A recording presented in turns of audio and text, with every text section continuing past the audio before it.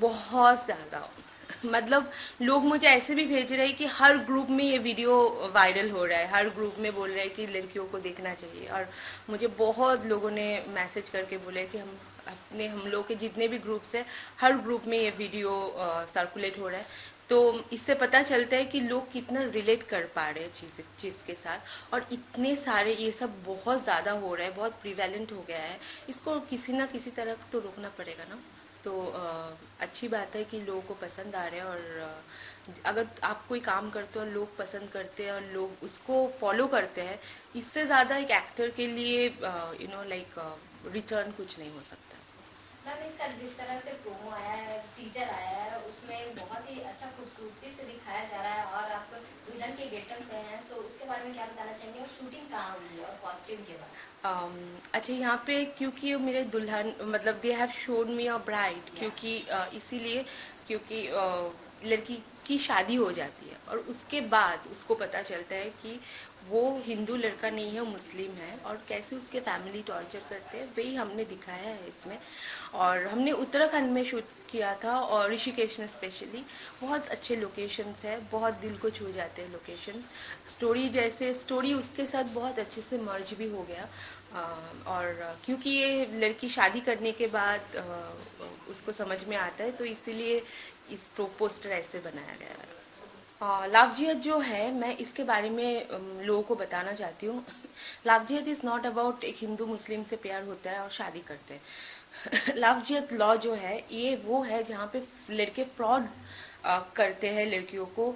मुस्लिम लड़के हिंदू बन के हिंदू लड़कियों को शादी करते हैं या अफेयर करते हैं। The law is on that. तो इसको मैं ये अवेयरनेस क्रिएट करना चाहती हूँ और लड़कियों को ये भी बताना चाहती हूँ कि किसी के साथ भी अफेयर करो तो उनके बैकग्राउंड जानना बहुत ज़रूरी है। पहले जानो, फिर आगे कदम लो। ये लव जिहाद म्यूजिक को लेकर बहुत सारे क्रिटिसिज्म भी चल रहे हैं और बहुत सारे कॉम्प्लीमेंट्स भी, बहुत सारे हाँ, कमेंट्स आ रहे हैं, सो उसके बारे में क्या बताना चाहेंगे? क्रिटिसाइज करने वाले तो करेंगे कुछ भी, और पता है। लेकिन मैं ये क्लियरली बोलना चाहती हूँ कि मैं किसी कम्युनिटी के अगेंस्ट में नहीं हूँ। हर कम्युनिटी में अच्छे लोग भी होते हैं, बुरे लोग भी होते हैं। लेकिन जो बुरे लोग हैं, जो ऐसे काम करते हैं, उसके ऊपर हमने ये वीडियो एल्बम बनाया है। और हाँ, अनदर रीज़न तो है कि हम अपने लड़कियों को इसके बारे में बताना चाहते हैं और अवेयरनेस क्रिएट करना चाहते हैं। सो ये लव जिहाद बनाने का आइडिया कैसे आया आपके मन में, या फिर क्या बताना चाहेंगे कि जो इसको फेस करते हैं उसको क्या कुछ मैसेज नहीं, देना मुझे चाहेंगे? एक्चुअली ये ऑफ़र आया था, तो मुझे बोला गया कि if I am interested to do this. मैंने हाँ बोल दिया और मैंने बोला कि इसके ऊपर तो हम पक्का ही करेंगे। तो हमने वीडियो एल्बम किया इसके ऊपर। सो मैम, आपने जो फेस किया, ये स्टेप लिया, उसके बाद आपके सपोर्ट में कौन कौन आया और कौन सा ऐसा व्यक्ति है जो सपोर्ट नहीं किया और आपने एक्सपेक्ट किया था कि हाँ वो मैं तो सपोर्ट सपोर्ट करेंगे? किसी से भी एक्सपेक्ट नहीं किया था, क्योंकि यहाँ पे लोग बहुत हिपोक्रिट्स हैं।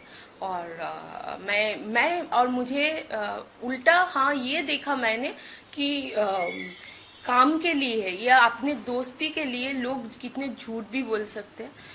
तो एक्चुअली मुझे पता चल गया कि लोग कैसे हैं, और सबके बाकी लोगों की भी मेंटालिटी पता चल गया है।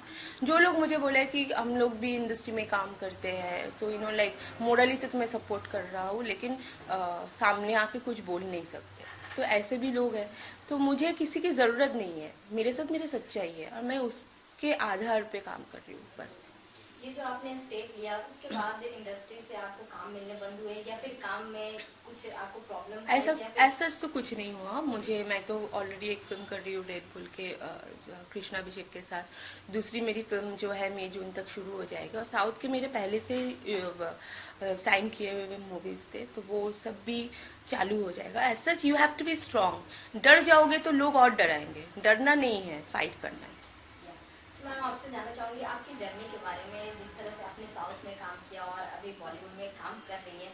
सो किस तरह से आपकी जर्नी रही है और आपने जो सोचा था अभी तक क्या क्या कुछ किया है और क्या और आगे करना है? मैं लाइफ में बहुत एथिक्स और प्रिंसिपल्स को लेके चली हूँ। तो मुझे टू बी वेरी ऑनेस्ट, मैं अपने आप को लकी भी बहुत मानती हूँ, क्योंकि मैं बहुत ज़्यादा फ्रैंक मेरे नेचर की नहीं हूँ। तो उसके बाद भी मुझे बहुत सारे काम मिले हैं और अच्छे तरीके से मिले हैं। तो इसके लिए मैं बहुत ग्रेटफुल हूँ। और आगे भी जो काम मैं कर रही हूँ इज्जत के साथ कर रही हूँ, मुझे कोई भी हैंकी पैंकी कुछ भी नहीं है।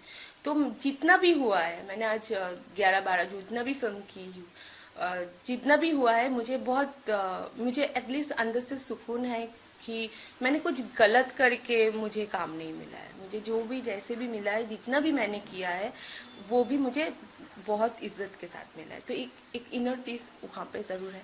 जब तभी कोई गलत होता है तो तुम ले नहीं सकते। जब मेरे साथ गलत हुआ तो उससे मेरा 3-4 साल और ख़राब हो गया था बीच में।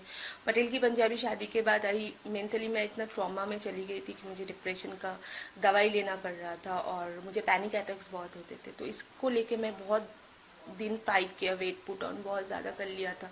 तो किसी भी तरह कोई मतलब बहुत फाइट कर रही थी। अभी आई फील मच बेटर, तो I am in a very light medication, withdrawal medications में हूँ, लेकिन आई फील रियली गुड कि मेरे अंदर जो चल रहा था मैंने बोल दिया। और इसके साथ साथ और भी एक चीज़ मैंने महसूस किया है कि आई हैव गेन करेज। जो पहले हर चीज़ में डरती थी, नहीं बोल नहीं सकती, वो अभी वो करेज मैंने गेन कर लिया है। आपके को एक्टर्स के बारे में जानना चाहेंगे कि और कौन-कौन हैं इसमें और कैसा रहा ओवरऑल एक्सपीरियंस इस गाने इस शो में? समीर ओमकार है जो मतलब मेन लीड जो थे। बाकी सारे कैरेक्टर्स हैं और बस। सो अभी यूथ है इस टाइप का, उन्होंने मतलब ये फेस करते हैं अभी कि उनको प्यार हो जाता है बट कास्ट वास्ट मैटर नहीं करता है, बट इंडिया में स्पेशली कास्ट मैटर करते हैं अभी भी लोगों के उतना सोच नहीं इम्प्रूव हुआ है। सो इसके बारे में क्या बोलना चाहेंगे, यूथ को क्या मैसेज देना चाहेंगे? देखिए, मुझे लगता है कि ह्यूमैनिटी के ऊपर और कोई कास्ट या रिलीजन नहीं होता है। इंसानियत सबसे बहुत इम्पोर्टेंट है। लेकिन ये इसका मतलब ये नहीं कि तुम किसी उसी चीज़ का किसी का फ़ायदा लो और किसी के साथ बुरा करो। ऐसे चाहे कोई भी रिलीजन हो, ऐसे नहीं होना चाहिए। और इंसानियत को हमेशा इंसान को इंसान जैसे सोचो, और ये सोचो कि मेरे साथ होता तो क्या होता। तो किसी के साथ गलत भी मत करो। अच्छे इंसान जितना बन के रह सकते हैं हम, उतना ही देश के लिए भी अच्छा है, समाज के लिए भी अच्छा है, और अपने आप इनर पीस के लिए भी अच्छा है। जिस तरह से आप लव जिहाद कर रहे हैं, एक ये कंट्रोवर्शियल टॉपिक है, सो आप आगे नेक्स्ट क्या कुछ लाने वाली हैं यूथ के लिए? मैं बहुत कुछ टॉपिक में सोच रही हूँ। अभी कुछ मतलब ज़ीरो डाउन नहीं किया है, तो बहुत सारी चीज़ों को लेके मैं सोच रही हूँ। मे बी और कोई सोशल इशू लेके आ जाऊँगी।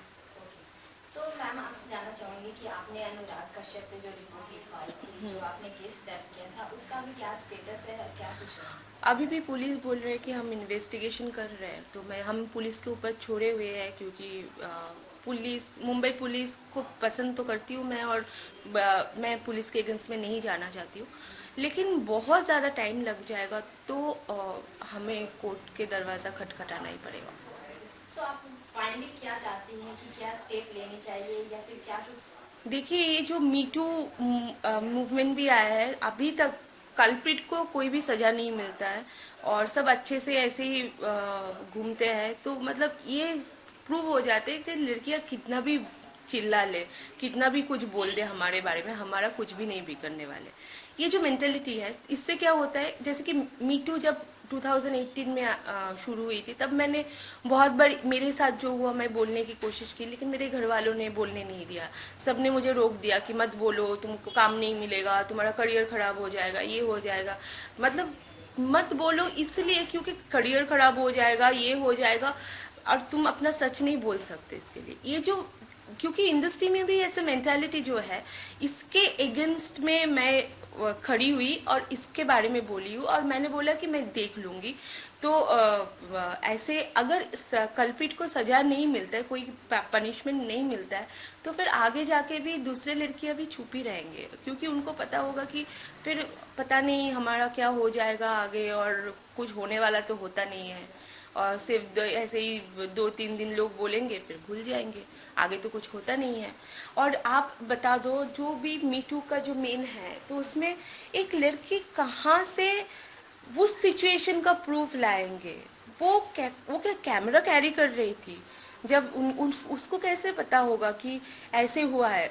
लेकिन जो मिनिमम एविडेंस होता है, उससे कार्रवाई होना चाहिए, लेकिन ऐसे नहीं हो रहा है। तो इससे पता चलता है कि विमेन के फेवर में लॉ है, जो भी है सिर्फ कहने की बात है, रियलिटी में कुछ नहीं है। जिस तरह से आपने बोला कि अब मैंने करेज गेन कर लिया और आप हमेशा एक्टिव भी नजर आ रही है सोशल मीडिया पे, सो आप किसान आंदोलन से भी जुड़ी, उसके बारे में क्या बोलना चाहेंगे कि ये जो किसानों के साथ हो रहा है क्या वो सही है या फिर नहीं, क्या देखिए, कहना है? मैं किसान कभी भी दुखी नहीं होना चाहिए, लेकिन मैं बचपन से ये पढ़ते आई हूँ और अभी भी हम देखते हैं कि किसान, how the farmers are doing suicide every 2 days, कितने लोग मर रहे हैं। और आप हरियाणा पंजाब के किसान तो फिर भी अच्छे पोजीशन में है। अगर आप दूसरे जगह देखोगे हिंदुस्तान के, वेस्ट बंगाल के ही नाम ले लो, तो उनको सिर्फ भेल पानी डाल के खाते हैं और रात को सो जाते हैं, ऐसे चलते हैं, उनको प्रॉपरली खाना भी नहीं मिलता है। तो मुझे लगता है अगर ये नया जो लॉ है इसको अप्लाई करके देखने में हर्जी क्या है। ठीक है, ऐसे भी आज हम कौन से फार्मर्स कहाँ खुश है, नहीं है ना, तो नया कुछ देखते हैं। अगर नहीं होता है तो अमेंड कर दो, फिर वापस जैसे पुराना था वही लॉ अप्लाई करो। तो नया चीज तो ट्राई करना पड़ेगा, ताकि ये जो प्रॉब्लम है, ये जो हमें खाना खिलाते हैं वो खुद को ही उनको खाना नहीं मिलता है, तो ये प्रॉब्लम कैसे सॉर्ट आउट होगा, इसके लिए तो कुछ करना पड़ेगा। तो मुझे लगता है एक बार चांस देना चाहिए, फिर आगे तो प्रोटेस्ट, मतलब government is ready to talk ना, तो बुला रहे, बात करो, जो भी है। लेकिन ये जो एजेड लोग हैं जो ऐसे बैठे हुए हैं, कितने लोग, कितने एजेड फार्मर्स का देहांत भी हो गया, अच्छा नहीं लगता, बहुत बुरा लगता है। ऐसे उनको सफ़र करवाने के कोई मतलब नहीं है, जस्ट फॉर पॉलिटिकल गेन नहीं। उनको बेकार का भड़का के और उनके ऊपर उनके कांधे पे बंदूक रख के अपना पॉलिटिकल करियर बनाने के जो सोच है वो नहीं होना चाहिए। मैम, आपके अपकमिंग प्रोजेक्ट्स के बारे में जानना चाहूंगी कि और क्या कुछ आने वाले हैं? और अभी मैं रेड का शूट कर रही हूँ, वो इस साल आ जाएंगे। दूसरी मेरी मूवी है जो शायद हम लोग नेक्स्ट वीक में वापस आपसे मिलेंगे और उसको अनाउंस भी करेंगे, और वो भी मई तक शुरू हो जाएंगे। और मेरा ऑलरेडी साउथ के मूवीज़ जो साइन किया हुआ है वो भी because of theatres and all और लॉकडाउन की वजह से सब कुछ पोस्टपोन हो गया, शायद वो सब भी चालू हो जाएंगे। I am hoping for the best. So ma'am, Covid को लेकर और क्या कुछ मैसेज देना चाहेंगे आप? कोविड के लिए मैं बोलूँगी कि प्लीज़ मास्क पहनिए। क्या करेंगे, मतलब मुझे भी अच्छा नहीं, मेरा तो दम घुट जाता है लेकिन क्या करेंगे, कर ही सकते हैं। और कोई वैक्सीन कितना सक्सेसफुल है अभी तक पता नहीं चला है। वापस कोविड का केसेस बढ़ रहे हैं, तो लेकिन हम घर पे तो नहीं बैठ सकते। फिर जो लोग स्पेशली डेली कमाते खाते, उनका क्या हालत हुआ होगा लास्ट ईयर, और अभी भी ये कंटिन्यू होते हैं, तो कैसे वो लोग जिएंगे। तो हमें एटलीस्ट जो नॉर्म्स है उसको अगर फॉलो कर सकते हैं, तो शायद ऐसा हो कि ये कम, इसको काफ़ी हद तक हम कंट्रोल कर सकते हैं और हम नॉर्मल लाइफ लीड कर सकते हैं। और because that is very important for the economics as well. So ma'am, lastly आप अपने म्यूजिक वीडियो के लेकर क्या कुछ बोलना चाहेंगे ऑडियंस को? ऑडियंस को मैं ये बोलूँगी, प्लीज़ ये वीडियो देखिए और सिर्फ देख के एंजॉय मत कीजिए, सिर्फ एंजॉय करके भूल मत जाइए, उसको रियल लाइफ में अप्लाई करने की कोशिश कीजिए। और प्लीज़ ये वीडियो हमने इसीलिए बनाया है ताकि सोशल अवेयरनेस हो। आप किसी के साथ भी कोई भी रिलेशनशिप में जाते हो तो ज़रूर उसके घर पे जाइए, उनके मम्मी पापा कौन है पता कीजिए, उनके फैमिली को अच्छे से जानिए, फिर आगे कोई कदम लीजिए।